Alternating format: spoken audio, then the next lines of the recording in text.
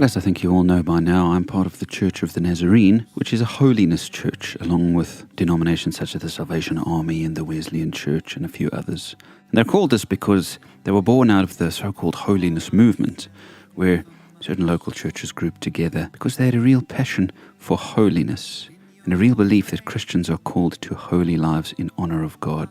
And so, over the last year, I've been reading a lot of holiness material, including a brilliant book called Be Holy, which has a series of essays by certain holiness writers around the world. I want to share some thoughts from one of those articles this week because I found it very helpful. The article is called Practical Holiness, written by Judy Huffman, who's a Wesleyan pastor in Indiana in America. And Huffman talked about how when she grew up, holiness seemed to be simply keeping a bunch of rules. Some Christians, and especially in this group of churches, believe if you just don't break any of these rules, then you're all right.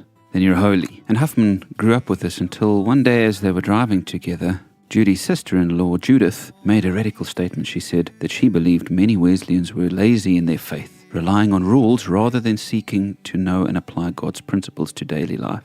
And she spoke about how the so-called holy people were often cruel. And it was her conviction that following the rules wasn't enough, but holiness had to do more with how we treat others than being loyal to a list of rules. And Huffman says she at first was confused by this, but later as she began to grow in her faith, she came to realize that this was true. Christianity is not simply ticking all the boxes of things you have and haven't done. God's call to holiness is about a full and complete transformation of your nature that enables you to be holy. The work of the Holy Spirit is not helping you to follow rules, although the rules are helpful guides, but holiness is so much more. It's about becoming like Christ in all that we do and don't do. Consider your faith today. Is it mostly rule-keeping? Do you feel right with God because you haven't done X, Y, Z? Or is your faith a living relationship with God, which transforms you into His likeness? Use the rules, use the 10 Commandments, use the Beatitudes, use the lists that Paul has of things to do and things not to do. Let them guide you. But remember, friends, those are not the essence of the Christian life. The essence of the Christian life is relationship with God, filled with the Spirit, becoming more like Him.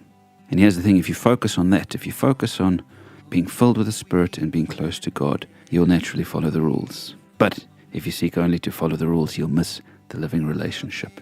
May it be that we live truly holy lives, friends, honoring God, not just by the externals, but by living in deep, true relationship with Him.